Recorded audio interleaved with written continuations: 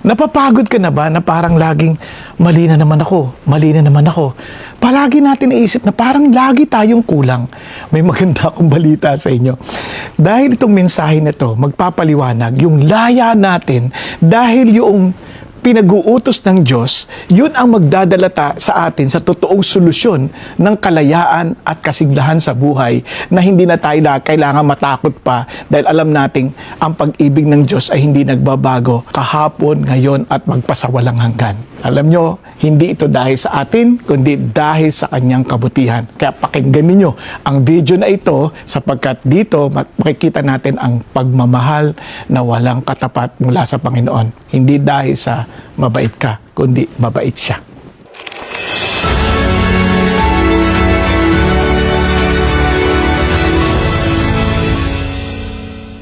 Pakibati nyo naman po ng katabi nyo ng pinagpalang linggo para sa iyo. At gayon din sa mga nasa online, pinagpalang araw para naman sa inyo. Kaya kung hindi sinabing linggo, kasi iba sa kanila, hindi linggo eh. Ibang araw ang kanila. Kaya we just appreciate that you are part of this worship service. Ngayon po, tayo po ay magpapatuloy sa ating pong series on Galatians. At nakita ho natin sa liham po ni Paul sa mga Christians in Galatia, maliwanag na pinagdidiinan po niya that there is no other gospel. Hindi natin ito pwedeng dagdagan, hindi natin ito pwedeng bawasan, hindi natin pwedeng ikompromiso ang gospel. Kasi kung maaalala ninyo, kapag mali yung gospel na tanggap natin, it is not really a gospel at all. Yun po ay isang bagay na hindi natin pwedeng ipagwawalang bahala. Kaya malungkot po tayo kasi marami po ngayon, hindi nila naiintindihan basically yung gospel. Kaya yung Galatians ay blessing ng Diyos sa atin. Kasi imagine kung 15 to 20 years after the death or the resurrection of Jesus Christ, nangyari ito sa Galatia, how much more now in 2025, di ba? Ang layo na natin, more than 2,000 years ago. And buti na lang, pinahintulot ng Diyos mangyari yon para isulat na ni Paul na just in case you're getting confused at nalilito ano talaga yung gospel, ang daling balikan. So any church or any teacher teaching other than what Paul wrote in Galatia, alam mo na kaagad na, oops, mali yan. Kaya ulitin ko, it's not the church will determine the orthodoxy of the teaching, it is still the Word of God. Kaya in this case, ang gandang checkin kasi yung gospel ng Galatia consistently parang presented maging sa Old Testament hanggang sa panahon ng New Testament. Even the other apostles affirmed what Paul was trying to express, to convey. So importante ho yun. So ngayon, itong Galatians na to, napakaganda kasi tayo po as humans, we have the propensity to drift from grace. Yung bang nagsisimula natin, bumabalik tayo sa ating default mode. Sasample lang ko kayo. Ako po, matagal na ako nagmamaneho ng sasakyan. At the age of 10, nakapaghawak na ako ng monobela. Kaya maaga akong nagda-drive. Ang problema ko lang, hindi ako mabuting driver. Masama akong driver, masingit ako, madali. Kaya nga kung pwede ko lang lagyan ng sticker ko, lalagay ko doon yung sa sticker ko, CCF Pastor JP. Parang ganon. Hindi yung pangalan ko. Para kung sakali mapagbintangan, hindi ako. Biniro ko na si Pastor JP dito. Pero total, sa English naman niya, kaya hindi niya masyadong naintindihan yung sinabi ko. So, ganun ho yung aking ugali. Nag-jeepney driver ako. Kaya alam ko ho yung hindi magandang ugali. No? There was a time na nagmamadali na ako. I'm trying to be better driver by God's grace. So, nagtatry ako maging mabagal, maging hindi pala singit. Pero one time, talagang sobrang late na ako. May kasabay pa nga ako eh. Sabi ko, okay lang bang mag-S mode? Sabi niya, ano yung S mode? Parang iniisip niya sports mode, mga ganon, di ba? Kasi nga, iniisip ko kaagad na, kailangan mabilis na ako kasi ayoko malate. Tapos nung ganyan na, ano yung S mode? Sports mode ba yun? Hindi. Selfish mode. Kasi bumabalik ka ulit sa default mode mo ng pagiging tao. And kasi nga, nakakalimutan natin that this life is no longer ours. This life belongs to Jesus. Kaya nakakamali tayo, namamali tayo. And sa totoo lang, Buti na lang, nandito sa gospel, na parang yung pressure ba of getting back to performance mode, getting back to a point na parang we're trying our best to earn our relationship with God, pinapaalala tayo ng Diyos, hindi ganun anak kaya ka napapagod kaya ka naiinis kaya ka, minsan nawawalan ka ng kapayapaan sa buhay. Di ba? Kaya tingnan po ninyo ito. Naranasan nyo na po bang yung naggagamit kayo ng cellphone dahil sa kagustuhan mong makatanggap, yung meron kang inaabangang tawag, nilalagay mo sa ring, yung ringer on, tapos bumabalik sa silent? Naranasan nyo na yun, bumabalik sa silent mode. Kasi yun ang default niya, babalik siya sa silent mode. Pagbalik sa silent mode, hindi mo naman narinig. Ganon tayo minsan as Christians, na parang nandun na yung gospel ringer, pero ang tendency natin, bumabalik na naman tayo doon sa mode na parang gusto natin, yung gospel ringer na we live by God's grace, we live by faith, we rest in Christ. Biglang babalik naman tayo, I must impress God, I must show Him I am worth it. Di ba? Minsan gusto ko patunayan sa Diyos na karapat-dapat ako sa Kanyang presence. I must perform to stay in His favor. Gusto ko magpakitang gilas ba? Yun, gaya minsan, unconsciously, di ba? Nare-reject natin yung pinaka-essence ng gospel. Di ba? Ngayon, ganun din, itong batang to, bura ng bura. Kasabi ng teacher, napansin niya, ba't ka bura ng bura? Hindi ka tuloy makatapos. Sabi niya, alam mo anak, wala kang problema when it comes to knowledge. Matalino ka, maalam ka. Ang problema lang, you're trying to be perfect. At kung kaya't, wala ka na nagawa lalo. And minsan we have that tendency as Christians, walang problema, alam mo yung gospel, alam mo that God loves you as you are, and yet, dahil naisip mo parang, hindi parang may kulang parang nakakaya kay Lord, hindi, mali na naman ako, talagang mali ka. Kaya sasabi ng Lord, you don't need to prove anything. I accepted you because of my Son, Jesus Christ, not because of you.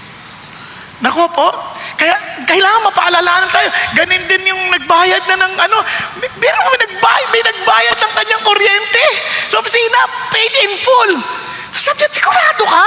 Maya, tinitingnan niya yung bill. Totoo ba to? Bayad na ba talaga to? Chine-check niya, magbayad ka kahit konti para sigurado lang tayo. Minsan ganyan na ganyan din ang ating. When Jesus Christ declared tetelestai, sabi niya, it is paid in full. We're still trying to say, baka kulang. Bayad din tayong konti. Magdagdag tayo ng mas malalim pang prayer. Magdagdag tayo ng maraming D-group. Hindi ko sinasabing masama mag-D-group at hindi yan kasama sa pagiging ligtas. Nakuha ninyo, it helps us to grow in our relationship with Jesus, but it is not a requirement for you to be saved. Hindi ko muna sa D-group ka na, save ka na. Para ka lang nilagay sa aquarium na hindi ko muna sa aquarium ka na, magiging isda ka na. Di ba? Mai-enjoy mo lang kasi Christian ka na. Kaya iba hindi nag-enjoy sa D-group. Sabi, ay, puro chismosa sila doon. Alam ko, kasi ikaw din So, kasi chinichismis mo sila, na puro sila chismosa, di pareho na kayo. Di ba? Para kaya, doon maintindihan na we are trying to be judgmental kasi nga, yun ang feeling natin. We're trying to add more. And lalo na itong batang to, nung inampun siya, pasensya, daming illustration, no? Nung inampun siya, ang tawag niya sa kwarto niya, ang ganda-ganda, guest room. And he would always say, sir, sa tawag niya sa tatay niya, sir, yung nag-ampun sa kanya, I have to go to my guest room. And sabi ng tatay niya, anak, this is not your guest room. This is your room. You are not a guest. You belong to us. You are a family. At yun ang gusto sabihin ng Diyos sa atin. The moment we are one with Jesus Christ, you're no longer a guest. You're part of the family. Okay ba yun? Pakisabi sa katabi mo, are you a guest or you're part of the family? Di ba? If you belong to Jesus, you're part of the family. Kaya tayo, isang pamilya tayo kapag bahagi tayo ni Jesus. And that is exactly what we're going to discuss this afternoon.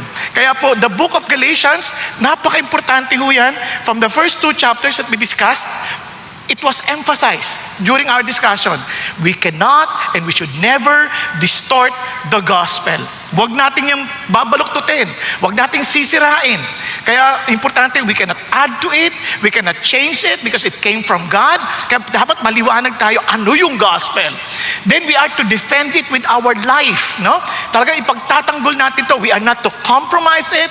We are to make sure that we are clear on what we are protecting, and we are to be convinced na ang Christianity is not about our lives. It is, I've been crucified with Christ. It is no longer I who live, but Christ who lives in me. Did you napansin, every day of our lives we make choices? Tama? And that choice, normally when we choose, it's a choice between us and what Jesus Christ wants. Okay po?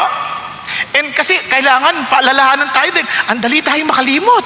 Ang dali tayong makalimot. Mamaya papaliwanag ko sa inyo. Kaya today, we will be focusing on what? On this third chapter. The gospel does not contradict the law. Because when Paul wrote Galatians, ito ang napaka-importante, no? He outlines to us the truth of the gospel, which is from A to Z ng Christian life. He discussed yung pong how to enter into the kingdom and how to live as part of the kingdom.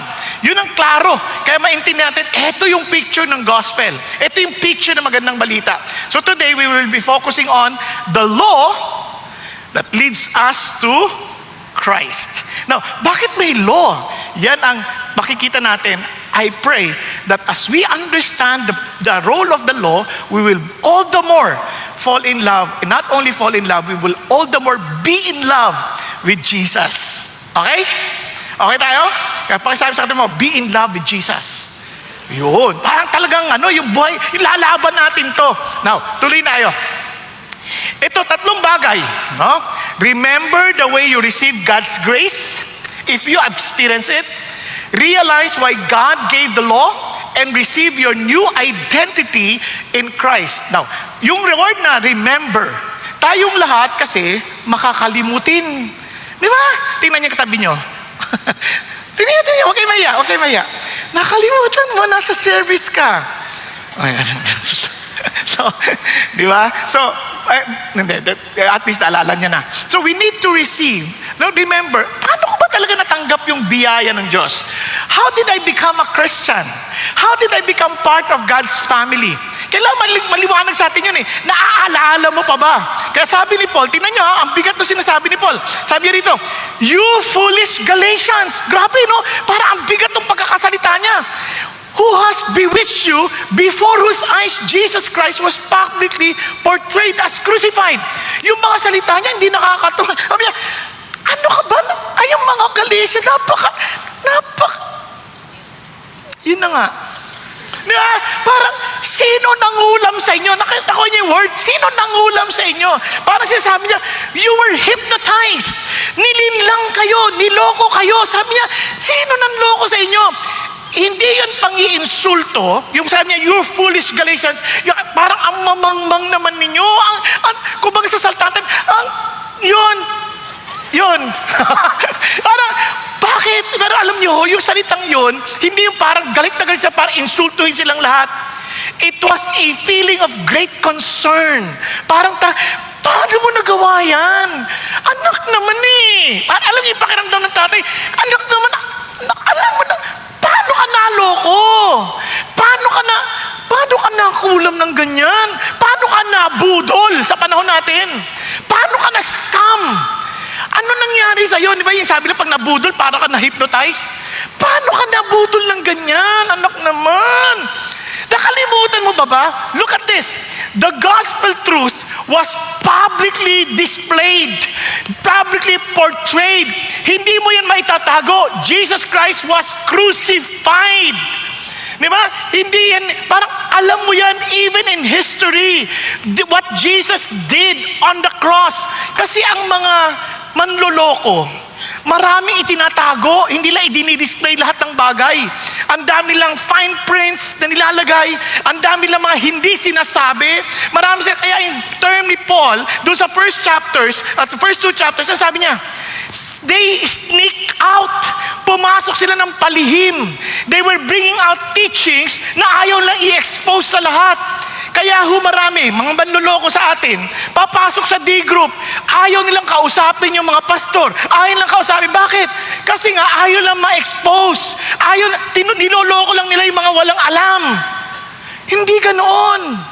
Nakuha ninyo? Kaya nga ito, tayo lahat, hindi pa pwedeng kami lang ang pwedeng magbasa, kayo hindi. Hindi pa pwedeng kami lang pwedeng mag-aral, kayo hindi. Because truth must be publicly displayed. Nakuha natin. Hello? Pero hindi natin sasayangin yung mga oras natin na walang kwentang mga pakikipagtalo na hindi nakikinig. Kasi pag mga debate, wala naman nakikinig dyan sa isa't isa eh. Kasi habang pinakikinggan ka, papakinggan na kagad, iniisip niya na yung sagot para sa'yo. Hindi na sila after the truth. They're after winning the argument. Pero kung if we are after the truth, it is very clear. It is publicly portrayed. Are you following? Andyan na yan. Hindi mo pa sabihin, hindi. Kasalanan na natin if we're not checking. Kasalanan natin if we're not reading. Ilan sa inyo nagbasa na ng Galatians na paulit-ulit? O, tinan nyo, if we're serious about the gospel, dapat binabasa na natin to. Hindi yung, dito na ako pinanganak, tama na yan. Ito na sinabi ng tatay ko, ito na sinabi ng nanay ko, ito na sinabi ng ibang tao. Paano kung mali yung pinagsasabi nila? It only shows sometimes that we are not really loving the truth. Kasi sabi sa Thessalonians, alam nyo, ba't sila naloko? Because they do not love the truth. Pag hindi mo mahal ang katotohanan, even God Himself will send a deluding spirit so that you may believe what is false. Type nyo ba yan? Be honest. Talaga bang mahal natin ang katotohanan that we want to understand? Alam nyo, kahit nag-aaral ako sa biyaya ng Diyos, hallelujah. Alam nyo bakit? Hindi ako basta nakikinig sa teacher. Pinag-aaralan ko pati sinasabi ng teacher. Kaya naalala ko kasi wala akong sariling libro. Dahil mahirap lang kami, nangihiram lang ako sa library. At nag-aaral ako kahit ibang libro, inaaral ko. Tapos tinatanong ko yung teacher. Pag nag-exam kami, di ba aling mali ako sa sagot. Basta ipapaliwanag sa teacher, ayon kay ganito, ganyan. Sir, yung solution niyo parang mali eh. Naalala ko, there was an instance, ganyan, nag-exam namin eh. Sabi ko, sir, ayon kay ganito, kay Masin Uzri, mga ganyan, nagkukot ako ng mga author. Sabi niya, yung solution ninyo, iba. Doon sa sinasabi niyang principle. Oh, the problem with you, Mr. Saking, you are reading a lot of books. You stick to our textbook. Because the reason why we're using our textbook, because that's what we trust. Ganun, ha? Okay, sir, okay. Nag-exam ulit. This time, nakakuha ko ng textbook namin. Aral, ha? Sir, excuse me, sir. According to our textbook, your solution is also wrong.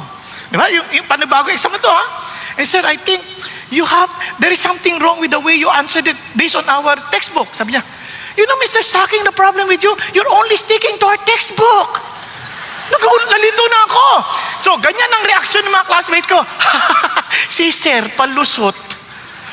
Di ba? Pag-isipan nyo, kahit pag nakikinig kayo yung mga iba-ibang sinasabi tungkol sa issue ng korupsyon, ang babait ng mga leaders natin, ang babait ng mga congressman, lahat, mga senat, puro sila honest. Walang nagkasala sa kanila. Napansin nyo, pareho ng mga Pilipino because they are our representatives. Nakuha? Hindi naman tayo umaamin ng ating mga pagkakamali eh. Kaya hindi natin makita yung katotohanan. Katulad nito, kasi nadali tayo makalimot. Naalala ko, nung kailan ba yun? Sa kahapon, I was praying. Sabi ko, Lord, ba't ako nasasaktan? Bakit ako bumabalik sa ganitong pakiramdam na nasasaktan ako? Tapos sabi niya, mayabang ka kasi. Pag nasasaktan ka, mayabang ka. Di ba tao lang ako? Talaga lang normal na nasasaktan? Oo, kaya lang hindi ka na naniniwala na ako may control ng lahat ng bagay. Kaya try mong i-control ng sarili mo. Kaya ka mayabang. Okay, sige. Humingi akong tawad, iyak-iyak pa ako. Sa sobrang pressure ng dami kong schedule, nung gabi, mayroon akong hindi kasali sa schedule originally na nabigla ako. Mayroong uso na pala ngayon yung tinatawag na gender reveal, no? Yung nire-reveal yung surprise yung baby, kung lalaki o babae. Pero praise God din yun, at least hindi na sila magdidesisyon pag napainganak na. Hindi niya nakuha, no? Di ba? So, at least it was revealed, di ba? So ito na ako. Sinabihan ko ni asawa ko, sweetheart, pagdadala na ako sarili ko sa sakyan. Kahit magbabike lang ako. Kasi sigurado ko matagal yan. Ang dami ko pang gagawin. Sabi niya, hindi na, sama-sama na tayo. Mabilis lang to. Sabi ko, ito na nga po yung mabilis. Alam niyo, ako, hanggat kaya ko, ayoko makipagtalo sa mga ganyang bagay. O sige na, punta tayo. Ito na. Pagpunta doon, patagal na nga ng patagal. Ang daming program. Di ba? Kala ko mabilis lang. Tapos sabi niya, sweetheart naman para sa anak mo to. Pagmamahal natin sa kanila. Tapos Lord, amen, amen. Kaya siyempre, pagmamahal. Pasok na, naintindihan mo na. Di, nagsalita na ako. Mami, ang konti, ang tagal na naman. Ang tagal na naman. Tapos, tinan niyo pa, ang dali makalibot, di ba? Kanina lang kasasabi lang ng Lord, dahil sa pagmamahal, gawin mo. Ngayon, babalik ka naman sa kayabangan. Ano ba? Hindi pa makitapos. Sa loob mo, hindi pa makitapos. Bumabalik na naman yung pagkatao mo na maiinis ka na naman. Ang tagal-tagal. Kasi alam niyo po, sa totoo lang, pagdating ko sa bahay, siyempre, wala ako ng choice. Pinaalala ng Lord, ano ka ba naman, anak? Tutulungan naman kita Siyempre, ang hirap po maghabol ng yung aayusin mo yung PowerPoint. Kasi gusto ko may PowerPoint na maganda para hindi kayo natutulog. Kaya inaabot na ako ng mga 12:00, hindi pa ako tapos. Sabi ko, Lord, paano ko ba gagawin to? Pray ako. Tapos sabi niya, anak, matulog ka na. Yung mga tao, tulog na. Matagal na. Kaya ikaw tulog ka na rin. Magpahinga ka na. Kasi unang-una, the Lord gives to His beloved even in their sleep. I want you to rest. So tulog na ako. So what I'm trying to say is this, ganun tayo kadali makalimot. Ang dali natin makalimutan sa Jesus Christ was insulted on the cross. Ang dali natin makalimutan na Jesus Christ suffered on something that He did not commit. About a sin that He did not commit. Kaya it was publicly portrayed. Nagkakanindihan? Kaya tayo agad apektado. Kaya mapansin nyo, balik tayo. And I praise God na yung God salvation is really by grace, not based on our performances. Kasi kung performances lang na to, wala na tayong pag-asa. Hindi na tayo magiging Christian. Hindi na tayo maliligtas. Not one of us will be saved. Di ba? Okay ba yan? Tuloy tayo. Tingnan niya. This is the only thing I want to find out from you. Balik tayo ulit. Did you receive the Spirit by the works of the law? Or by hearing with faith? Para sa niya, ang sinatanong niya, nung naging Christian ka ba? Dahil sa mabait ka? Dahil sa mga pinaggagawa mo? O dahil sa nanampalataya ka na si Jesus Christ died for you? Hindi na sabi niya, obviously the answer is, it was by faith. Tama? It was by faith. Parang it's a question, parang answerable by, it was by faith. Parang sinasabi niya kagad, malinaw na, di ba? Pero bakit tayo ganito? Bakit kailangan ng Espiritu? Remember in Romans, kung naalala pa ninyo yung ating aralin doon, no one can ever please God unless the Holy Spirit is in him. And everyone who does not have the Spirit of God does not belong to Him. Kaya ang Christianity is evident by the Spirit of God. Nakuha natin. Kaya it is a supernatural life. It is not something na inimbento natin. You become, your being has changed because of the presence of the Spirit of God. Kaya nga, I've been crucified with Christ. It is no longer I who live. Paulit-ulit yan Now, balik na tayo dito. It's by faith. Natuloy pa tayo. Sabi niya, are you so foolish? Have you having begun by the Spirit? Are you now being perfected by the flesh? Parang ito, nagsimula ka sa Espiritu, nagsimula ka sa by faith, pagkatapos sasabihin mo, ikaw nang bahala para i-maintain mo kung ligtas ka o hindi. Ganun ba yun? We cannot perfect it on our own flesh. Kaya nga sabi ni Jesus, I am the author and the perfecter of your faith. Nagkakanin yan. Hindi kumbaga, nagsimula ako kay Jesus, tapos ako nang bahala magtutuloy. Kapag hindi nag-fail ako, I'm dead. Hindi ganun. Pag sinimulan ni Jesus yung buhay, bubuin niya. Kaya sabi din ni Paul sa Philippians, what He began, He will complete it until the day He comes. Tama?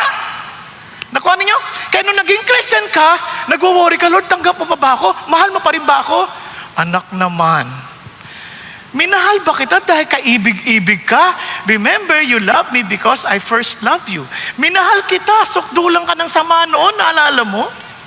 Ngayon namatay na ako sa iyo, sasabihin mo, hindi na kita mahal? Pwede ba magbago pa yon?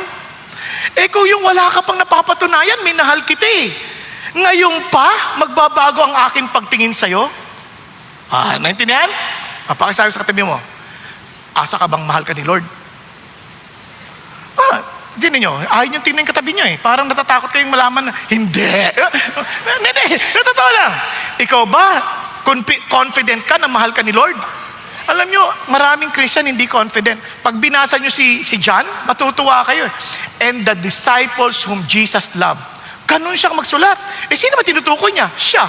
Siya naman nagsulat dun eh. Di ba? He was so confident that he is loved by Jesus. Kaya pagka tinanong sa sarili mo, ikaw confident ka ba? Mahal ka ni Jesus?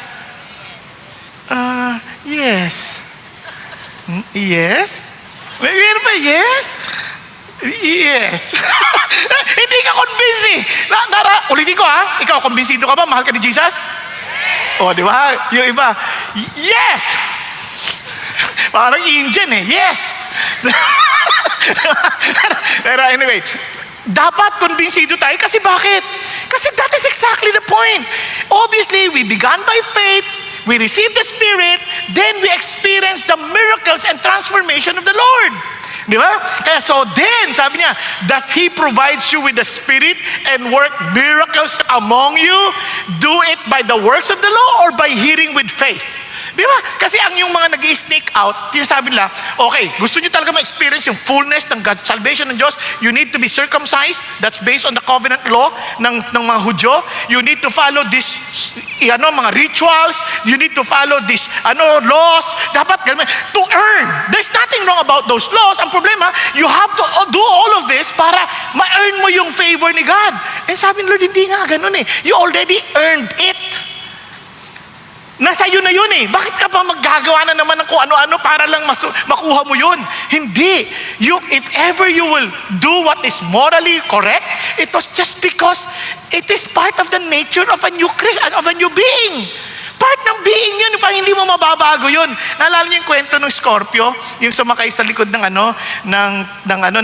kasi tatawid siya eh. Sabi niya doon sa turtle, yung pagong, sabi niya, Manong Pagong, sakay mo naman ako, tawid mo sa kabilang ibayo. Ay, wag na. Tutusukin mo lang ako, di patay ako. Eh, pag tinusok ka na, di patay tayong dalawa. Malulunod tayo. Sabi niya, oo nga naman. Sige na, sakay ka na. Sumakay na. Hindi pa nakakalayo, tinusok na siya. Ba't ako tinusok? Mamamatay tayo. Hindi ko alam, nature ko atay. Nature niya kasi na manusok. It's something, if you become a Christian, yung nature mo, magbabago yun. Kaya magtataka ka, yung dating tuwang-tuwa ka, ngayon hindi ka na natutuwa. Nung hindi tayo Christian, paano tayo magkwentuhan? Pare ko, inuman, wala, ilan na yun, 3 bote lang, wala yan. Isang case. Nga, ganun eh. Ang hina mo naman uminom. Ako, 2 case. Payabangan pa eh. Di ba, bisa pa? Yan, yung babaeng yan. May asawa ka na pare. Well, papatunayan sa'yo, wala asawa. Akin yan. Payabangan pa eh. Pero ngayon hindi, para kang Joseph. Nung naging Christian ka, para ka ng Joseph, di mo maintindihan bakit? Ba't nagbago? May lumalapit ng babae, hey, Joseph, ganon. Hindi ka natutokso, parang, hindi. Biglang, ikaw na yung tatakbo eh. Ikaw na yung tatakbo. Dati, nung hindi ka Christian, grabe, ikaw naghahanap ng mga litratong, mga sexing, ganyan. Ngayon, pag nakita mo, parang, kakaya naman. Ba't naman, naku niya, hindi ka na nag-iinsulto ng iba, pero nakita mo, parang iba na yung taste mo. There was a change of nature. Naku niyo, dati yung magsinungaling ka, ang dali eh. Parang ang dali magsinungaling. Ngayon, pag magsisinungaling ka, para ka na liar na palabas, magsisinungaling ka, pogi ako. Parang hirap na hirap ka eh. Di ba? Nandiyan yung ibig sabihin. Parang there's something different na nakukonsensya ka hindi maintindihan. Bakit? Because there's something became alive in you. The Spirit of the Lord, your own spirit became alive in you. There's a change of heart. Nagkakaintindihan? Kaya yun ang sinasabi ng Lord. These miracles, na-experience nyo ba yan? Because of the law or because of by faith? Are you following? Kaya sabi na niya, kaya tama sabi ni Timothy Keller, the gospel is not good advice. It is good news. What kind of news? About Christ has already done. Ginawa na lahat ni Christ para sa iyo at para sa akin. Amazing, no? Di ba kayo nagpapasalamat niyan? Yung kumbaga, yung confidence mo that you will be with God in eternity, ay hindi na yung dahil sa nagawa mo, kundi, thank you Lord for accepting me for who I am. Amen po? Nakakapagod ho yung lagi tayong trying hard. Kaya nga tama yung invitation ni Jesus, come to me, those who labor and heavily laden, and I will give you rest. Learn from me, for I'm humble and meek. Wow! Take my yoke upon you, for my yoke is easy and my burden is light. Hindi mo kailangang magpatunay. Hindi mo kailangang magpakumbaba ka. Aminin mo. Kaya maraming pagod sa atin, ubod tayo ng yabang. Trying to prove that we are worthy of eternity. Kaya pag may nag-rebuke sa atin, gagalit tayo. Di totoo yan! Di totoo yan! Pero kung alam natin makasalanan tayo at niligtas na tayo ng Diyos, pag sinabi sa atin, ganun ba? Thank you for telling me. Thank you. I have an opportunity to improve. Nakuha? Now, hindi ko sinasabi automatic lahat yan, ha? Dahan-dahan nangyayari yan. Dati ganun din ako, nagre-react ako, sabi ko sa asawa ko, how can I be a better husband to you? Ay, wag na, magagalit ka. Eh, ba't na magagalit? Nagalit nga ako. Nagalit. Sabi ko, ay, patay. Nagalit nga ako, tama siya. Doon pala ang problema ko. Hindi ko matanggap na magagalitin ako. Until one day, pinapakita ng Diyos yung dahan-dahan. Lumalabas pa minsan-minsan, pero hindi na katulad ng dati. Nakuha ninyo? Dati, laging galit. Ngayon, gagalit na lang, tapos paminsan-minsan na lang, tapos bigla na lang. Malaking pagbabago, ibig sabihin. Ibig sabihin, malami na, malayo na. Hindi na yung may checklist ka ng gospel. Hindi yung may performance list ka na, may requirements ka na. Nagawa ko na to, kaya iba pupunta sa service, hindi para makilala si Jesus, kundi ma-check yung, oy, nakapagsimba na ako, okay na ako, oy, nakapag-fellowship na ako, oy, nakapagbasa na ako ng Bible, oy, nakapag-pray na ako. Nag-checklist tayo na parang, ay, salamat, nakapag-share na ako ng gospel, Christian na ako. Hindi. Ang dami ko ng reward sa langit. Hindi ganon. Thank you, Lord, for the privilege that you're using us. Amen? Thank you, Lord. Yan. Kaya ibang-iba. Kaya balik tayo sa Galatians. Sabi niya, even si Abraham. Ito, amazing, no? Ngayon, balik tayo. Kasi maraming tatanong, paano nung Old Testament? Ganun pa rin. Hindi nagbago yan. Tingnan niyo. Even so, Abraham believed God, and it was reckoned. Yung word na reckoned, parang accounting term na ibinilang na inimpute na sa kanya na siya ay righteous. Ibig sabihin, siya ay ganap na katanggap-tanggap sa Diyos. Siya ay napawalan sala. Ikinonsider na sa kanya yon. Fully paid na siya, kumbaga sa ano. Kaya yun sabi niya, even so, kahit si Abraham, ang tagal na nun ah. Oo, sa totoo lang. Wala pang batas nung binabi ni Jesus yun, ni God yun sa kanya. Paano natin nalaman? Dito rin sa Galatians 3, talon lang tayo sa verse 17. What I'm saying is this, the law which came 430 years later does not invalidate a covenant previously ratified by God so as to nullify the promise. Nung binigyan ng Diyos sa kanya yung covenant, yung tipanan, pinangakuan siya ng Diyos ng kaligtasan, pinangakuan siya ng Diyos ng lupain, kung saan ang kanyang salinlahi maninirahan. Nung pinangako sa kanya ng Diyos ang kalangitan, ano sasabi ng Lord? 430 years, wala pa yung law. Humawak lang siya sa pangako ng Diyos. Ano ibig sabihin? Totally ang focus niya, si God. Hindi yung ano yung magagawa ko para ma-please ko si God. Hindi. Si God lang ang focus ko. Wala nang iba. Naintindihan? Andiyan pa tayo. Kaya balik tayo dito. Kaya sabi niya, imagine, wala pa yung law. Ito pa. Brethren, I speak in terms of human relations. Even though it is only a man's covenant, yet when it has been ratified, no one set it aside or its condition to it. Ano sabi niya? Yung nagawa ng covenant si God, kasi noon, yung covenant, yung mga kontrata, kapag na-ratify na, ibig sabihin, pag napagtibay na, may witnesses na, hindi mo na pwedeng baguhin yan. Hindi mo na kung sa panahon natin, ganyan na nga eh, di ba? Hindi mo pwedeng basta baguhin yung kontrata. Pag napirmahan mo na yan, yung kontrata. May witnesses, yan na yung kontrata. Hindi mo pwedeng baguhin yan. Noong panahon nila, mas mahigit. Kasi yung mga Hudyo, noong panahon na si God nakipagkontrata kay Abraham, hinati yung hayop. Ang idea, sino man sumuway, doon, hahatiin din yung katawan into two. Kaya may blood covenant na tinatawag. Pero when God did that covenant with Abraham, pinatulog din si Abraham. Si God lang ang dumaan sa gitna. Kaya it was only the Lord giving His own Son, Jesus Christ, whose body was broken for you and for me. Yun ang covenant ng Diyos. Wala tayong part doon. Kaya sa atin, recipient lang tayo ng blessing ng covenant. Nakuha ninyo? Sobrang, wow! Amazing! Sabi niya, hindi na yan pwedeng baguhin. Kaya tama si Bob Daffindo. Sabi ni Bob Daffindo, the law came later. nauna na yung law, later pa yung law. Kumbaga, dito na yung pangako ng Diyos, yung law, saka pa yan. Sabi niya, it cannot cancel the earlier promise. Hindi niya na mababago yung pangako ng Diyos. And sabi niya, therefore, salvation must still be by promise, not performance. Nagkakadilian, parang isang mama, nag-apply ng trabaho. First day niya ng trabaho, tinanggap na siya. Tapos nagulat siya, pagtingin niya ng kanyang bangko, binayaran na ako agad. Wala pa ako nasisimulan. Sabi nung, tagpunta kagad yung mama. Sa HR, kausap niya HR, sabi niya, ma'am, parang mali po yung, binayaran na po ako, wala pa ako nagagawa. Ganito sa opisina namin, binabayaran na namin bago magtrabaho.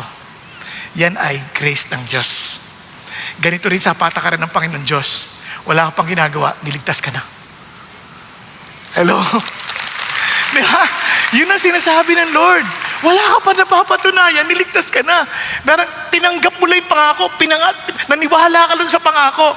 So balik tayo sa 7. Sabi niya, therefore be sure that it is those who are of faith who are sons of Abraham. So lahat ng nanampalataya, the way Abraham did, yan ang mga anak ng Diyos. Kaya ang tawag sa kanila, the scripture foreseeing that God would justify the Gentiles by faith. Nakikita niya na in advance.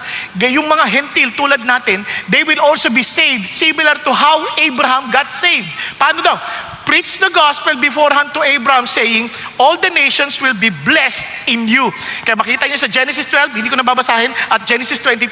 Sabi niya, lahat ng mga bayan mapapagpala dahil sa iyo because your example will also be the same way these people will receive their salvation. It's by faith in the promise of God. Okay, Ben? Naniniwala ka ba sa promise ng Diyos? Now, kung naniniwala ka, iyo yan. Ito, tinan niyo. So then, those who are of faith are blessed with Abraham, the believer. Tayong mga tumanggap sa pangako ng Diyos. Yes. Now, let me ask you this. Huwag kayong mahihiya dahil nagtaas yung katabi nyo. Kahit, basta yung sarili yung conviction, ha? Naniniwala ka ba may buhay na walang hanggan ka na ngayon? Pakitaas sa kamay. Oh, good. Masin nyo, marami hindi pa nagtaas sa kamay. Okay lang yan. At least alam mo kung ano yung kalalagayan mo. Now, marami sabihin, ang yayabang naman ninyo. Alam nyo na, may buhay kayong walang hanggan. Yun ang sabi ng Lord eh. Oh, alam nyo, hindi lang si Paul nagsabi niyan. Kaya alam nyo yung consistent eh. Pati si John. Tingnan nyo si John. Kung tinanggap natin ang patotoo ng tao, ang patotoo ng Diyos ay higit na mas matindi. Sabi niya, kung tinanggap, dahil yung testimony ng Diyos, ito na dyan ka. Malungkot siya, no? Dapat nandito siya eh. Diba? For the testimony. Sabi niya, dahil yung patotoo ng Diyos ay ito. Nagpatotoo siya tungkol sa kanyang anak. Na ang sino mang nananampalataya sa anak ng Diyos, meron siyang patotoo sa kanyang sarili. Na ang sino man na hindi nananampalataya sa Diyos, yung patotoo ng Diyos, ay ginagawa siyang sinungaling. So pag sabihin mo, kung yung patotoo ng Diyos, hindi mo pinaniwalaan, para sinatahasan mo sinasabi, sinungaling ka agad. Nakuha? Ayan. Because he has not, dahil hindi siya naniwala sa patotoo ng Diyos na ibinigay niya tungkol sa kanyang anak. Nasusundan natin. Now, ito mga tindin. Sabi niya, ano ba yung patotoo ng Diyos? Ito ang patotoo ng Diyos. Na nagbigay ang Diyos ng buhay na walang hanggan. At ang buhay na yan ay nasa kanyang anak. Ang sino mang may anak ay may buhay. Ang sino mang walang anak ng Diyos, wala siyang buhay. Ito mga bagay na to sinulat upang kayong mga nananampalataya sa pangalan ng anak ng Diyos, ikaw ay, para malaman mo na ikaw ay may buhay na walang hanggan. Now, naniniwala ka ba na ikaw, ayon sa patotoo ng Diyos, na kapag si Jesus nasa sa iyo, ikaw ngayon ay may buhay na walang hanggan? Tama? Kung nandyan na yung buhay na, kung wala si Jesus, wala kang buhay na walang hanggan.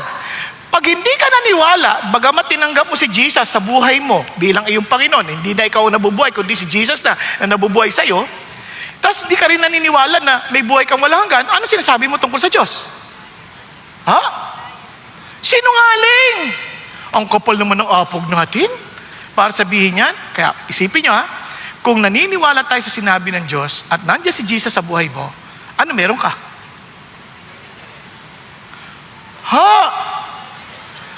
buhay na walang hanggan. O, tanungin katabi mo, ikaw ba naniniwala ka ba may buhay na walang hanggan ka?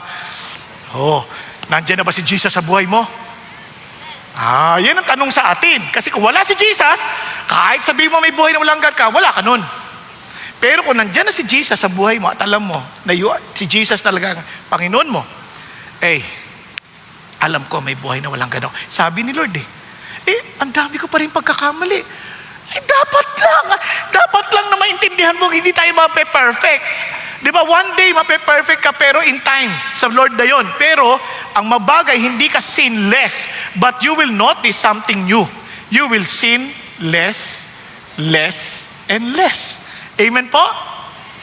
Kaya, paano ko nadadapa pa rin? Normal lang. Kahit yung baby, anak ko, nadadapa naman yun nung una, nung baby pa lang siya Kahit matanda na nga, nadadapa pa Tama? So, hindi na ba siya tao dahil nadapa siya? Hindi ko na ba siya anak dahil nadapa siya? Hindi. Anak ko pa rin siya. Ang iba lang, ibabangon ko pa siya bilang tatay ko. Halika anak. At tayo magpatuloy maglakad. Hello? Yan ang Christian life. Yan ang Christianity na sinasabi ng Panginoon. Di ba? Ang sarap isipin yan. So balik tayo. Sabi niya, for as many as the works of the law are under a curse, for it is written, cursed is everyone who does not abide by all things written on the book of the law. Sino mang hindi sumunod sa kautusan ng batas, sinusumpa yan. Kaya sabi niya, to perform them. Yan ay hindi, kinote yan ni Paul sa Deuteronomy 27:26. Check nyo na lang hindi ko na pupunta doon. Kasi mapapahaba tayo, marami nagagalit. Ang haba naman mag-preach niyan. Kasi sa totoo lang, hindi ko pwedeng paikliin kasi pag hindi nyo naintindihan, gospel to, hindi natin seryosohin pare-parehas. Di ba? Kung narinig mo lang yung dulo, nakatulog ka pa, patay. Kaya kailangan ko ulitin. Di ba? Ginagawa ko to dahil mahal ko kayo. Kung ako lang, gusto kong pagsalita, 3 minuto lang, tapos na Sarap atam na katutulog ka pareho ninyo. Now, balik tayo. Sabi niya, so anong ginawa ni Jesus dito? Ine-explain ni Jesus, sabi niya, hindi niya tinanggal yung curse Tingnan niyo For as many as for the works of the law under a curse, for it is written, cursed is everyone who does not abide by all things. So, in other words, kung hindi tayo sumunod, cursed tayo. And ang problema, hindi tayo makakasunod talaga. As if God is looking for perfection. Kaya sinabi ni James ito, si James naman nagsabi, for whoever keeps the whole law and yet stumbles in one point, he has become guilty of all. No, wag na tayo lumayo. Sa 10 commandments na lang ng Diyos, yung 10 commandments, ilan sa inyo naka-perfect? Sinusumpa ka ayon sa Bible. Diba? Di tapos sa tayo lahat. Walang perfect. Kahit ako, hindi naman ako perfect. Sa totoo lang, nung nalaman ko yung law, patay ka! Ano to? Diba? Lalo na, yung law na yun, bare minimum lang yun. Kasi sabi ng Bible, thou shall not commit murder. Ang intindi na natin, pumatay ka, yun, lagot ka. Hindi, ang sabi ng Lord, yung lang maasar ka sa isang tao na parang ayaw mo siyang makita sa mundo. Yung parang, every time nakikita mo, kumukulo dugo mo. Okay, every time makita mo, parang ayaw mo siyang kausapin. Ayaw mo siyang pansinin. Pumatay ka na nun. Sabi ng Bible. Dinagdagan pa ni John. Sabi niya, kung ikaw ay may nakitang kapatid na nangangailangan, kaya mong tulungan, hindi mo tinulungan, murderer na rin. Ano ba yan? Ilan na napatay natin? Pakisabi sa katabi mo, ikaw na, ilan na napatay mo? Okay, tayo, mamamatay tao na tayo agad. Ito pa, thou shall not commit adultery. Ang intindi lang natin sa adultery, yung nakipakapid lang sa Kaya ang law naman natin, ginagawa, pang babae lang yan. Babae lang pwede mag-commit ng adultery. Ang lalaki, concubinates. Diba? Ganun natin, excuse pa tayo. Pero totoo yan. Sabi ng Lord, hindi. When you look at a woman with lust, sino kausap niya doon? Lalaki. Sabi niya, you have already committed adultery in your heart. Patay na naman. Sino dito hindi pa nag-isip ng masama sa ibang tao? Nag-isip na kung ano-ano. Ako lumaki ako sa pornographic magazine Kaya nung nagta-tricycle driver ako, lahat na makita kong babae, nire-rape ko Sa isip. Kaya matagal na ako adulterer, sabi ng Lord. Kaya bigla ako na-realize, impyerno talaga lahat ng aking deserve. Wala akong karapatan mamunta sa langit. Tapos na ako rito. Lalo na dinagdagan pa ng COVID. Naku, huwag natin pag-usapan, hindi rin maintindihan basta-basta So lahat tayo, yari na. Sabi niya, thou shalt not bear false witness against your neighbors. tayo, nakakita lang tayo, uy, bagong kotse niya. Kurakot palagay ko yan. Di ba? May bagong kotse lang. Uy, ang ganda ng kotse niya, oh. Palagay ko yan sa TBW, sa tatrabaho yan. Wala ka bang alam, ha? Di ba, bearing false witness na yun? Di ba, parang agad-agad nag-iisip ka na. Oh, may classmate mo, nag-aaral ka, ang taas ng grade. Nangopya yan. May kodigo yan, palagay ko. Agad-agad, kung ano na sinasabi natin, kinikwento pa natin sa iba. Di ba? Kaya, doon pa lang yari na tayo eh. Alam natin, oops, we're dead. We are all guilty of all. Nakuha ninyo? In other words, we are cursed. We are cursed. Kaya sabi ng Bible, Christ, buti na lang, Christ redeemed us from the curse of the law. Paano niya tayo ni-redeem from the curse? Paano niya tinanggal yung sumpa sa atin? Ganito, having become a curse for us. What? Hindi niya lang inalis. Siya na ang pumalit sa pwesto natin. Sa halip na ikaw at ako ang masumpa, kinuha niya yung sumpa sa kanyang sarili. Kaya nga sabi niya, He became curse for us. For it is written, cursed is everyone who hangs on a tree. Yun ang dahilan kung bakit He had to be crucified on the cross. Publicly portrayed para maintindihan natin that He took the curse from us. Instead na tayo, siya na. Pero mo biglang wala ka ng sumpa. Theologically speaking, yung standing mo biglang naging ayos. Psychologically speaking, biglang nagkaroon ka ng kapayapaan. Di ba? Sa totoo lang, pag sinabing, Pastor, totoo ba yung sumpa? Kasi sinumpa ako dati ng nanay ko eh. Sinumpa ako dati. Di ba lagi kang nababagabag? Biglang sasabihin ng Diyos sa'yo, wala ka ng sumpa. Kinuha ko na yon. Kaya wag mo intindihin kung sinumpa ka ng nanay mo, hindi ka makakapag-asawa. Hindi ka nakakapag-asawa dahil wala nanliligaw sa'yo. Yun lang ang dahilan. Hindi dahil sa sumpa, kundi dahil sa realidad na kulang talaga ang lalaki pa sa babae. Nakuha. Pero isang bagay lang tatiyakin mo, hindi lalaki, kung ikaw babae, ang magbibigay ng kaligayahan sa'yo. Kung ikaw naman lalaki, hindi babae magbibigay ng kaligayahan. Lalong hindi yung kapareho mong kasarian. Tanging si Jesus lamang ang magbibigay ng totoong kaligayahan. Paano ako nakakatiyak? Maraming nakapag-asawa, hindi masaya. Kung hindi lang dahil kay Jesus. Naintindihan po? Kaya ang susi, si Jesus pa rin. Bakit? Kinuha niya yung sumpa theologically and psychologically. Amazing Savior. Kaya sabi ng Lord, in order that in Christ Jesus, look at the words, the blessings of Abraham might come to the Gentiles so that we would receive the promise of the Spirit through faith. Ano yung sinasabi ni Lord? That Abraham is blessed with the city built by God. And we're blessed that we will be there also in eternity. A city founded by God Himself. Yung blessing ni Abraham, blessing mo din. Atin na yan. Kaya very confident tayo to come to God in prayer. Confident tayo to ask God kung ano yung guidance sa atin just to keep us safe and talagang parang at peace. Naalala ko nung January, nung kinasal yung anak ko, nagpe-pray ako kasi gusto ko rin naman po magkaapo, di ba? Kinasal na.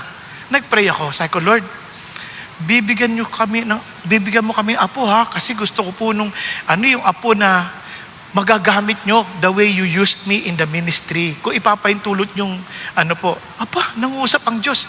Next year, may apo ka na. Sabi ko, talaga? Oh, it's a boy.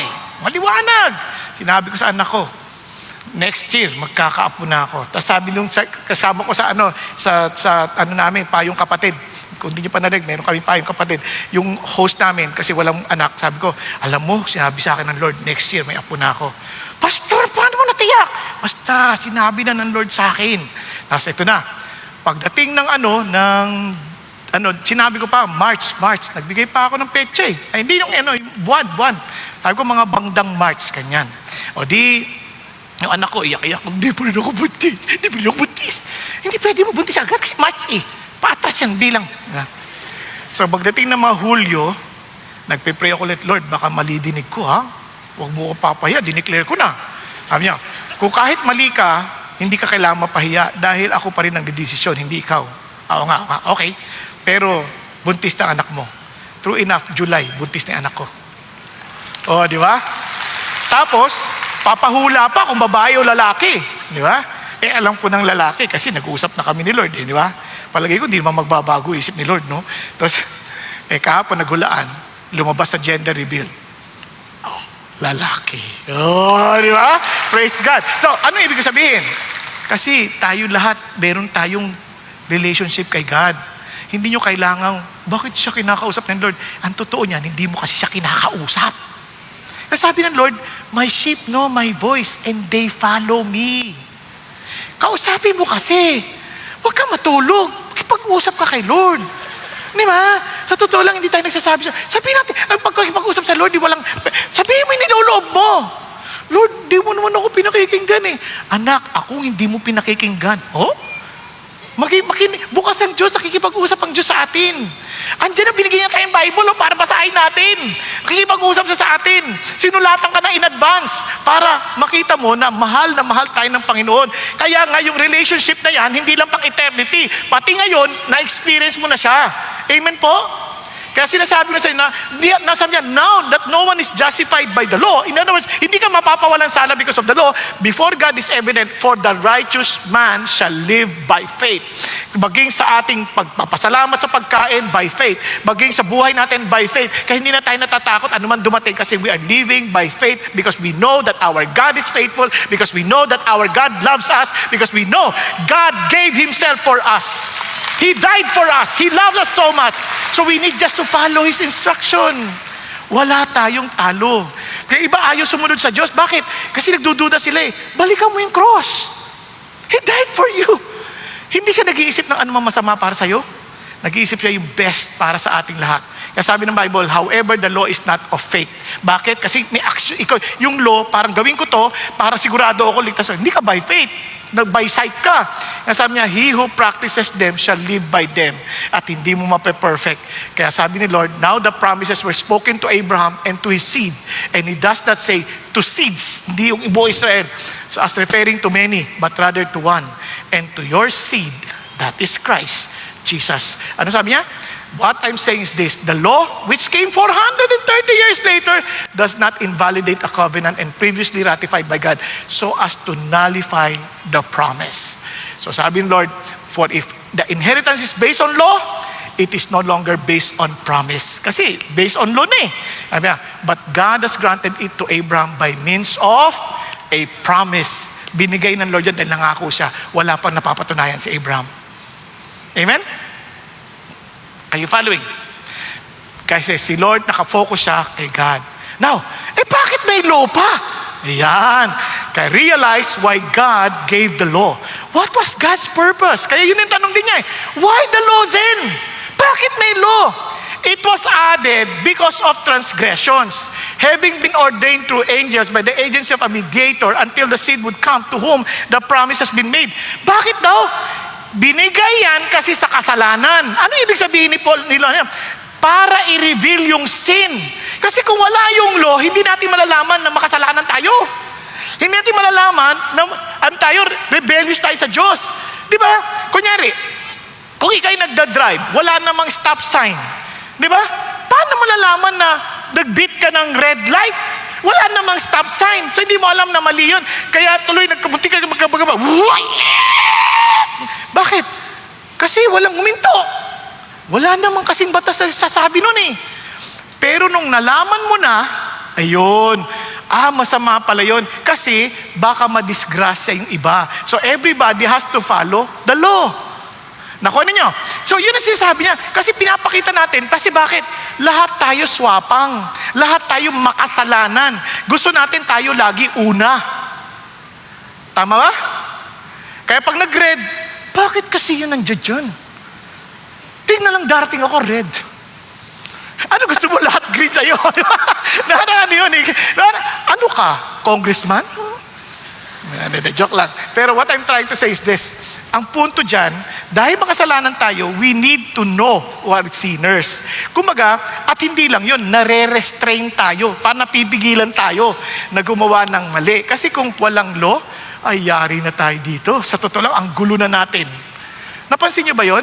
Halimbawa, yung CR, babae o lalaki, walang pambabae, walang panlalaki, sama-sama. Palagay ko ang gulo-gulo nyo na doon. CR pa lang yon. Buti na lang mayroong pang lalaki, may pang babae. Tama? Nakuha ninyo? Kasi mayroong nagsasabi, kasi ang gulo nga natin, kailan meron. Ngayon, ito sasabi ng Lord.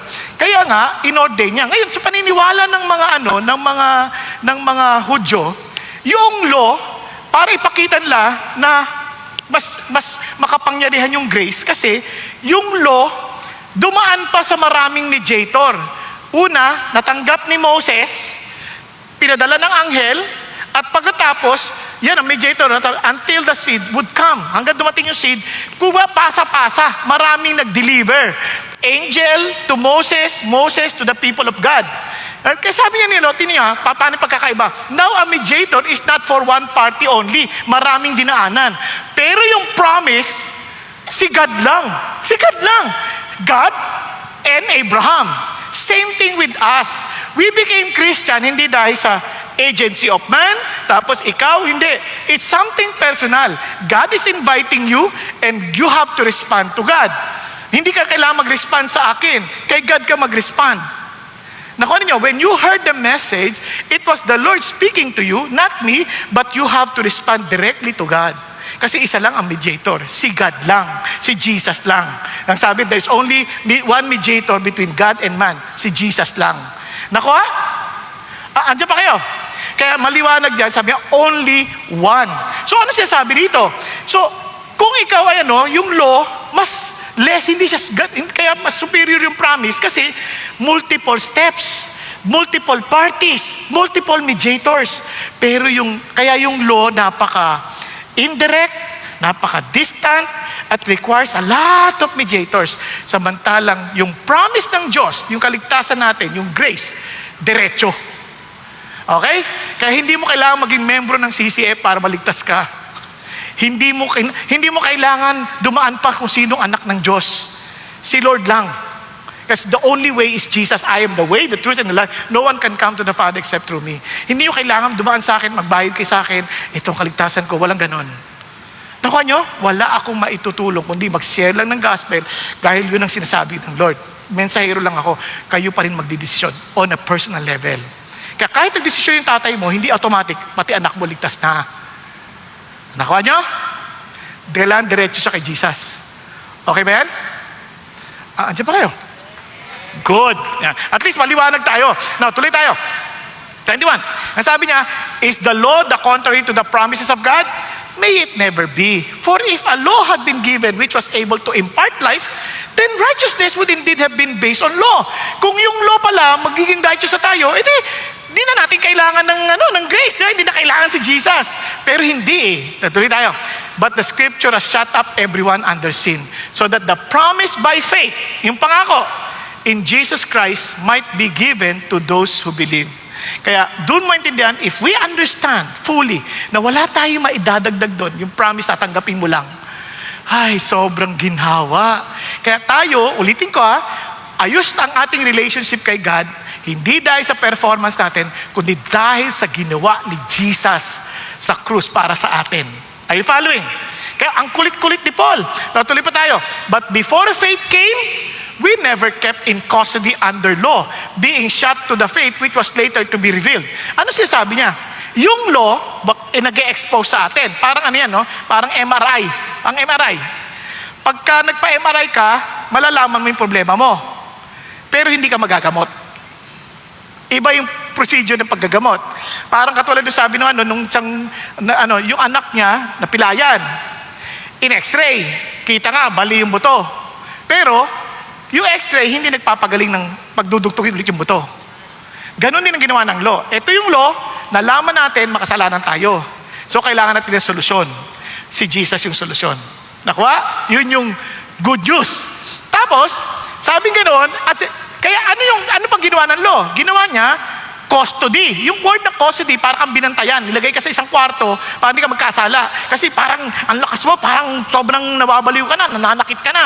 Ang gagawin niya sa'yo, yung law, lalagay ka doon, para kang nilagay sa kwarto. Tapos nilock. Para hindi ka makapatay. Para hindi ka makasakit.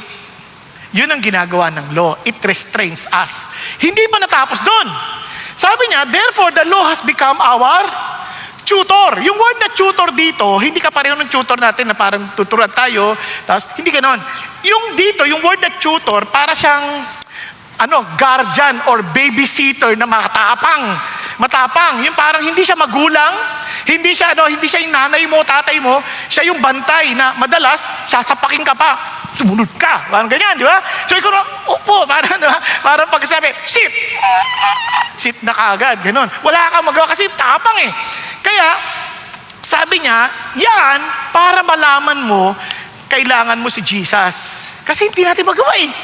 Asar tayo eh. Di ba? Parang ganito. Paano ba maganda illustrate? Parang ganyan.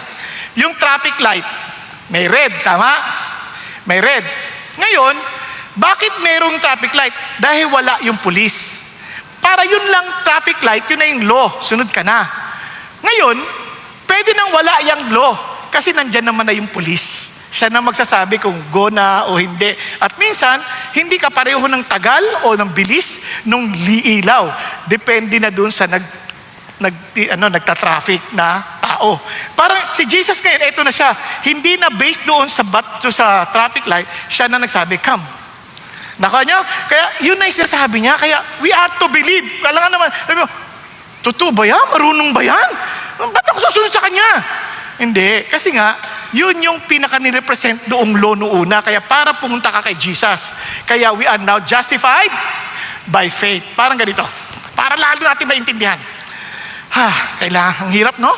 Pero kasi, yung iba, malayo nang narating eh. Yung babae, nagkaroon ng asawa, napaka-OC ng asawa. Nililista lahat ng kanyang gagawin. Dapat gawin mo to, gawin mo to, gawin mo to, gawin mo to. Tako yung babae, takot na takot. Gagawin niya talaga. By the dot, may oras. Takot. Ngayon, lumipas ang ilang panahon, namatay yung lalaki. Talagang mamamatay yun, yung asawa eh. Nahihirapan eh. Di ba? Hindi ko man sinabi pinatay ng asawa. Kaya lang, yun yung dating eh, no? Namatay. So, paglipas sa ilang taon, nag-asawa ulit. This time, sobrang bait ng asawa niya. Very considerate. Siya naman, tuloy pa rin niyang ginagawa yung dati niyang ginagawa. Pero wala na siyang listahan. Tapos hanggang sa isang araw, habang naglilinis siya ng drawer, nakita niya yung listahan. Sabi niya, ito yung listahan ko noon. Pero ginagawa niya pa rin, pero hindi na dahil sa takot niya sa asawa niya dati, kundi dahil sa asawa niyang nagmamahal sa kasalukuyan. Nakuha ninyo? O anong pinaka-moral ng story?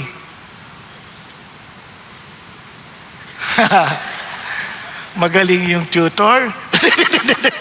Hindi, ito ang idea. Bagamat yung tutor, tinrain tayo in preparation of the coming of Christ. Pero this time, not to gain favor, but because of the favor we received from the husband, ito na ngayon, we are doing exactly what we were prepared to do before.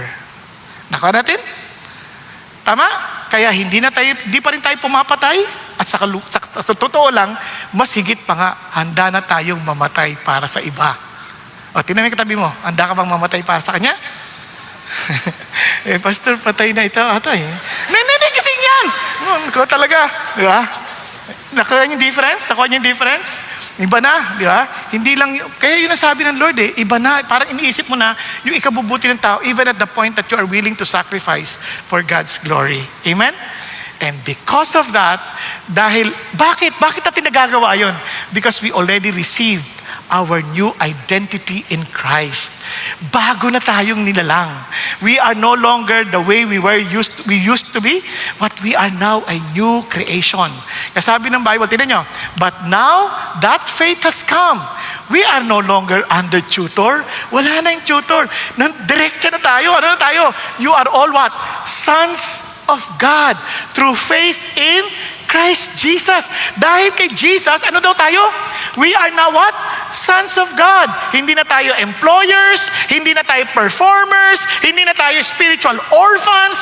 Tayo ngayon ay mga anak na ng Diyos. And look at the words. Hindi yan parang hindi gender sensitive. Yung kasi tinranslate sa NIV na children kasi gender sensitive na raw. Parang naaalis na bakit hindi babae. Hindi nyo naintindihan.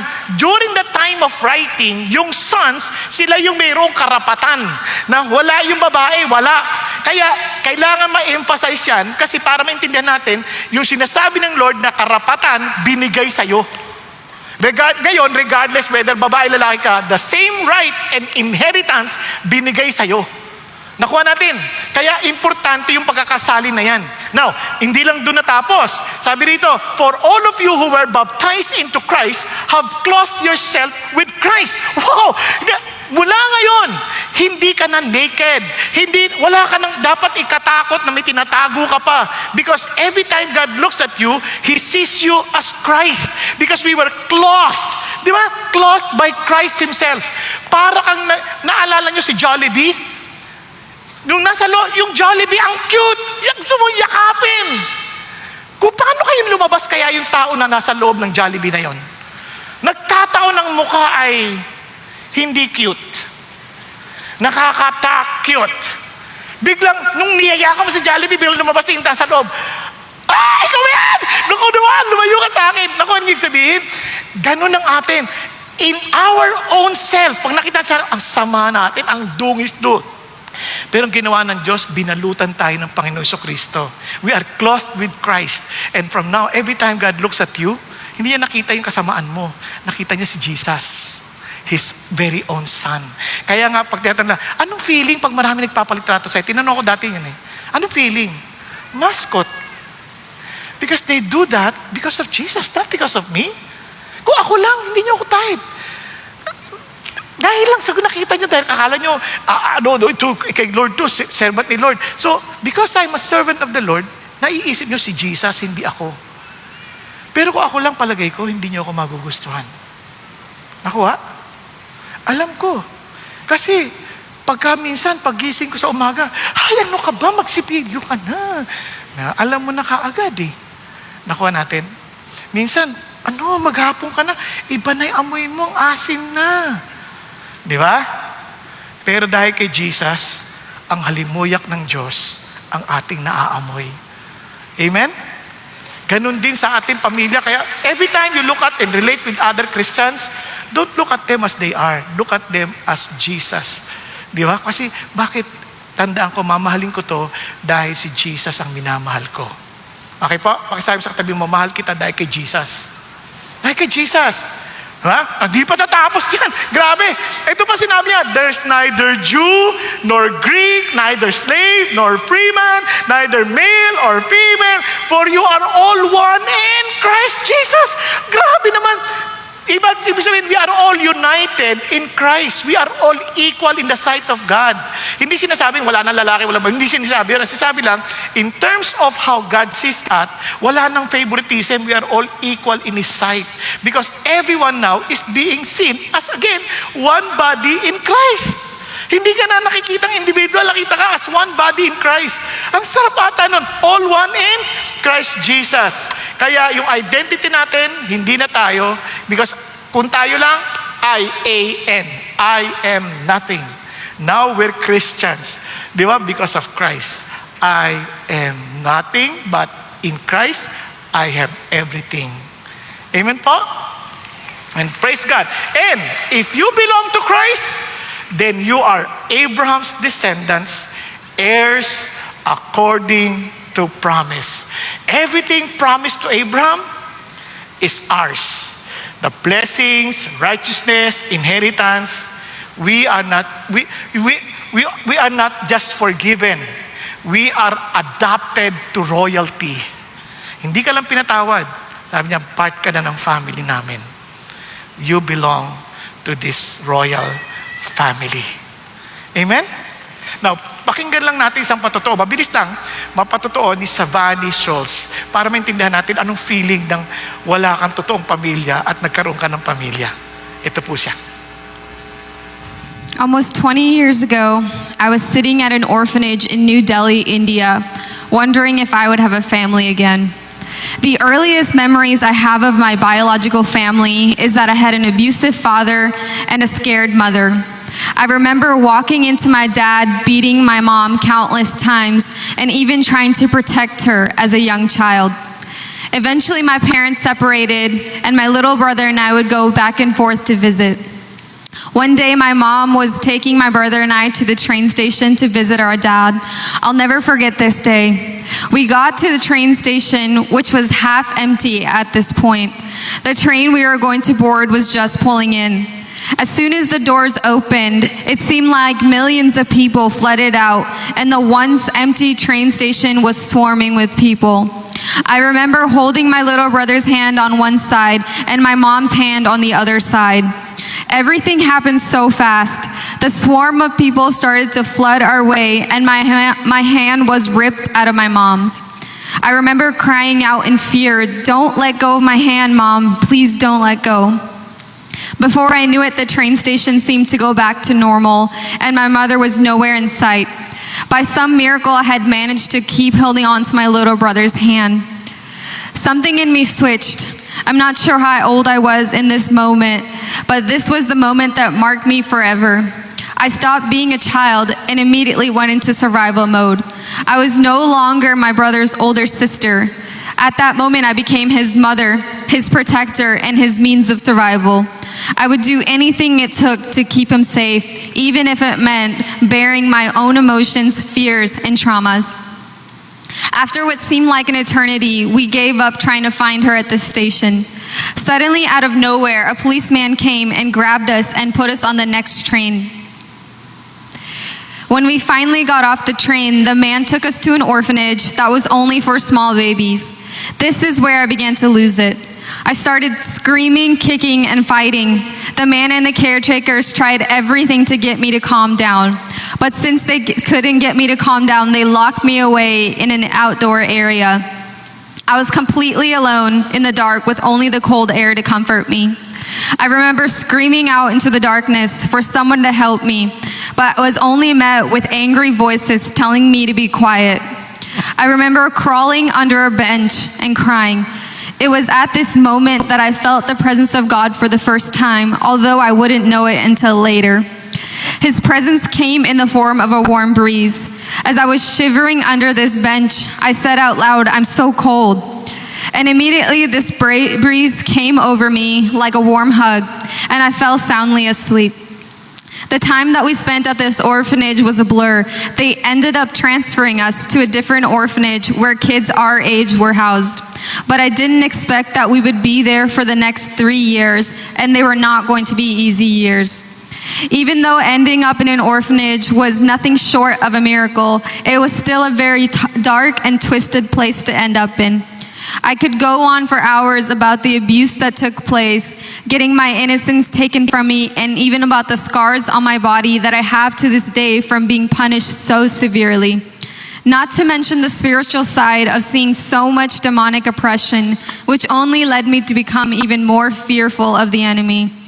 But for the sake of time, I will save you the heartache of the details. What I want to highlight for now is how even as a child, I felt like I was made for more. Even as a young child, I felt like I was always searching for something but could never grasp it. Even as a child, I felt like I was created to worship something and that there was someone out there calling me by name. I remember talking to someone in my head, at the time thinking it was only my own thoughts. But what I would find out later is that God was actually making himself known to me. I would see my caretakers worship the wooden idols in the upstairs of our orphanage, and I decided to give it a try. Maybe this is what I was made to worship too. One day I bowed down to these idols and prayed to it. Immediately I was struck with so much fear, and I got up and ran away. It was established in my heart. Whatever it was I was made to worship, it was not these idols. 3 years of what felt like hell on earth dragged by. I would watch as one child after another left the orphanage, wondering when it would be our turn. Most little girls dream about having horses or ponies, but my dream was to have a family again. Over the years of being in the orphanage, our caretakers gave us many picture books filled with photos of our future families. This actually happened 3 times, but each time the family that was interested in adopting us changed their mind and no longer wanted us. I would get my hopes up every time only for it to be dashed to pieces. So you can imagine how it felt when we finally met the family who would adopt us. The moments leading up to their arrival seemed to drag by. I couldn't wait for them to get there, but at the same time, I was terrified at the thought of it. My little brother and I were upstairs when our new family arrived. The caretakers called for us to come down and meet them. My little brother needed no more encouragement. He flew down the staircase and into the waiting arms of his new mom and dad, an older sister and brother who had traveled all the way from America to come get us. I was still upstairs, hearing the excitement downstairs, and with all the courage I could muster, I slowly started to walk down the staircase.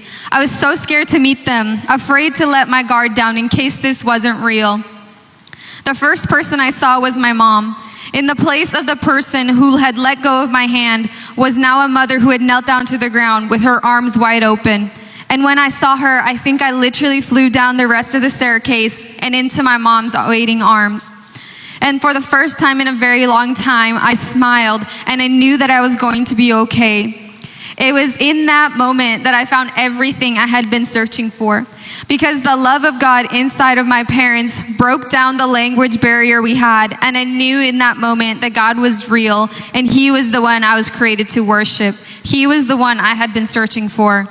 God has continued to faithfully walk alongside me, redeeming everything that the enemy has stolen from my life. Last year, I even got to go back to the orphanage I was adopted from and see my caretaker who was still there after all these years. It was only by God's grace that I was able to go back to the darkest place in my life with so much healing and gratitude for what God has done. My story is living proof that God is after each of us, and He will make Himself known to us. He Himself will reach into the very pit we find ourselves in, and He will be the hand that rescues us. Today, I am a wife to the most incredible man and a mother to our beautiful baby girl.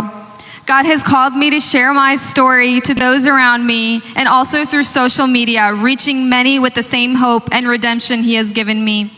But most importantly, today I am no longer a lost little girl.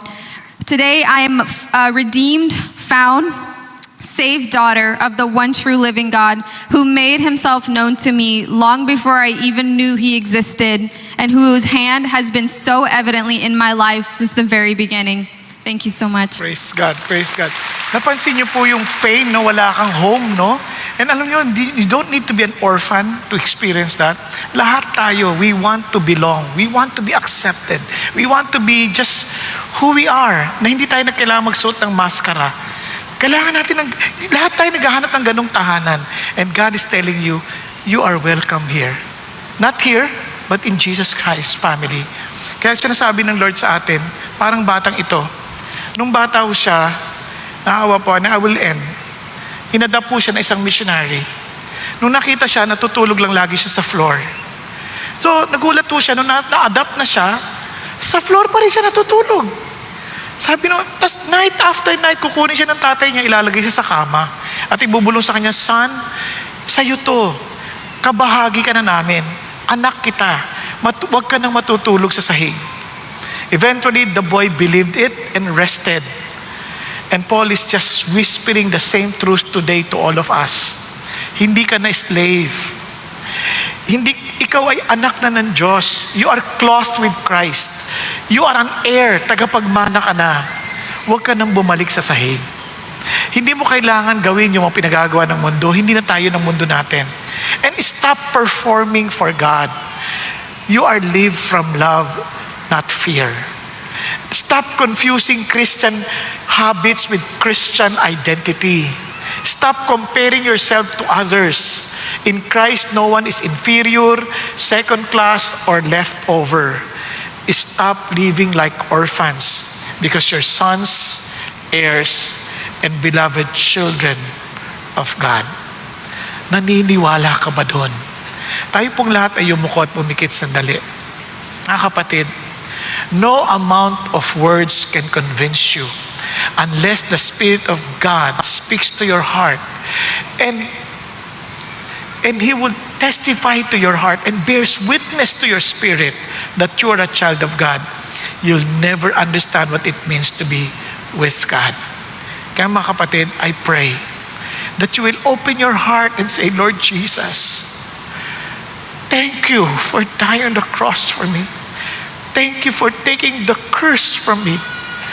Thank you for giving me a new identity in you, that I am no longer a slave. I'm not here to perform. I'm not an employee. I am your child. You are my Father. Thank you, God. Thank you, Lord, that your love for me will never change. And that freedom will give us all the courage, the boldness to tell the world about this good news that God is offering to everyone, and hoping that they too will be part of God's family. Are you convinced that you're part of His family? If you're not, be humble. Say mo, Lord, I'm sorry. I'm sorry, Lord, for doubting your promises. I'm sorry, Lord, for trying my best to perform, trying my best to be accepted by you. Lord, sorry. But now, Lord, I believe. I want to declare my belief.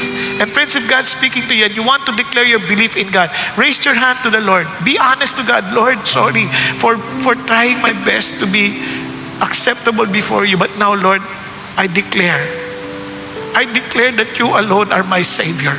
I declare that you alone are my righteousness. Thank you, Jesus.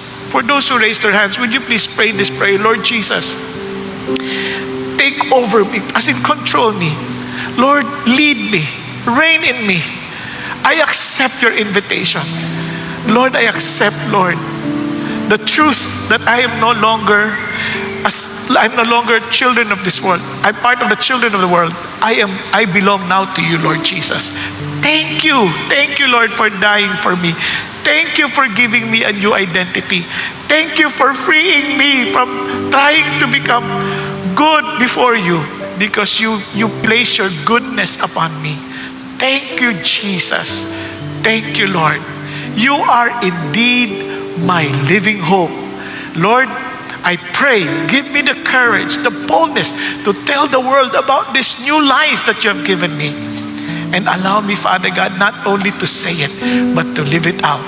In the mighty name of your Son, Jesus Christ, I pray to bless every family represented here and allow all of us, Father God, to live as your children.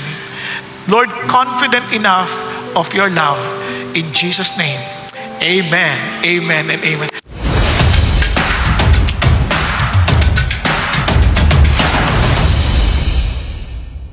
Magandang araw, CCF family. Welcome to Sunday Fast Track, where you ask your real-life questions and we give you biblical truths. Ako po si Martin Nolan from CCF Communications at kasama natin ngayong araw si Pastor Bong Saking para sagutin ang inyong mga katanungan. Magandang araw po, Pastor Bong. Magandang araw din sa iyo, Marty. Okay, so ito na po ang ating mga katanong para sa araw na to. Para sa question 1, bakit kilala si Abraham sa kanyang pananampalataya at paano tayo magkakaroon ng pananampalataya na katulad ng kanya? Ayan. Alam mo, sa totoo lang, di ba, tawag sa kanya the father of faith. At maging si God, yun ine-recognize yun Dahil sa simula pa lamang, wala pang Israel nun So nangako na agad siya kay Abraham. Sabi niya, iwan mo yung pamilya mo, iwan mo yung kamag-anak mo, at dadaling kita sa lugar kung saan ka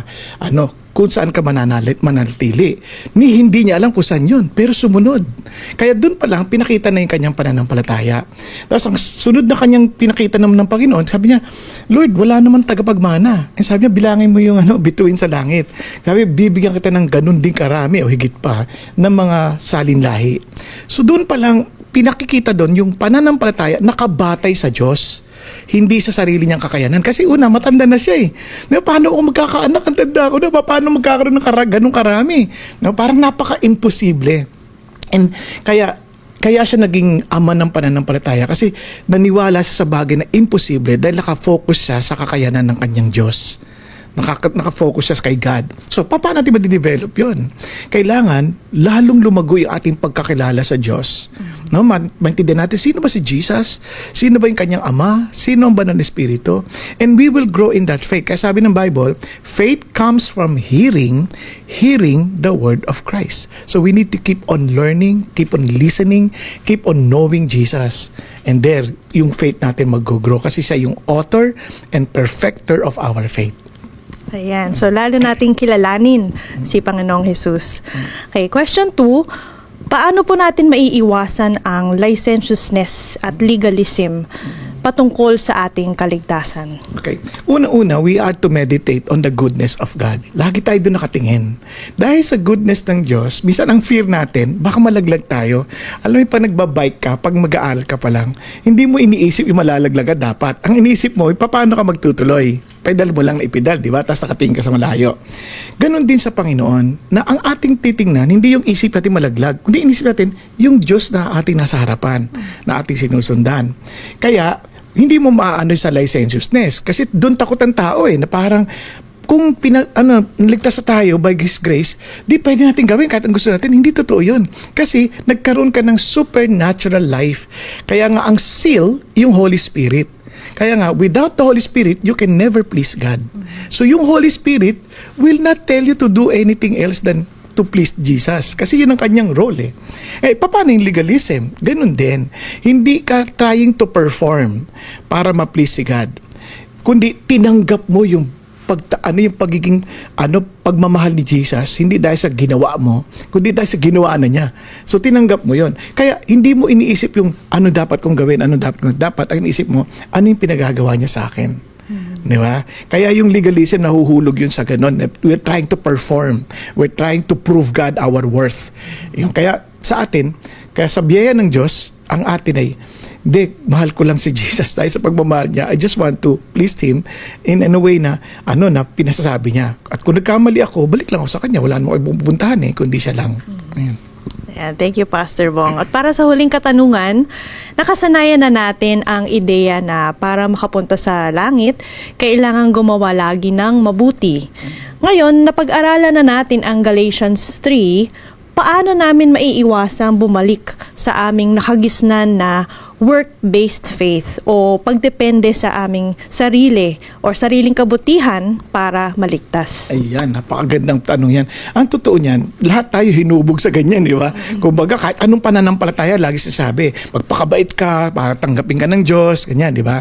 Ang problema, hindi talaga natin magagawa yung requirement ng Diyos Kasi sa isang utos lang hindi mo sunod. Nasuway mo na lahat. Yun ang sinasabi ng Panginoon. So, paano natin maiwasan yon? Kailangan, lagi nating papaalalahanan, lahat ay mayabang. Lahat ay mayabang. Lahat ay nag-i-struggle. We want to prove. Alam mo sa totoo lang, gusto malaman lang na yabang natin. Pag nasasaktan tayo sa ginagawa ng ibang tao, naiirita tayo, alam natin mayabang na tayo So, every time we remind ourselves, pinatawad niyo lang ako, Panginoon Diyos. Kaya Lord, I pray for your grace to help me overcome this pride. But para hindi ako magalit sa tao na to, para hindi ako mairita. So, kung naaalala natin yun, hindi na tayo mag-iisip na agad to maliligtas pa sa Panginoon. Dahil alam ko, wala naman ako magagawa. Wala akong kakayanan para gawin ko yung standard ng Diyos. Kaya siya lang din ang tutulong sa akin para magawa ko yun. Para palaging naaalala ko, ang buhay na to, grasya lang ng Diyos. Ang buhay na to, biyaya niya lang. Hindi to dahil sa galing ko o lakas ko o dahil sa pagpupursige ko. Kaya always meditate on His grace and on His goodness than on our promises and on our desire na to prove our worth of eternity. Amen. Dahil lang sa grasya ng Panginoon. Okay, maraming salamat, Pastor Bong, sa pagsagot ng aming mga katanungan. And that's it for CCF Sunday Fast Track. God bless.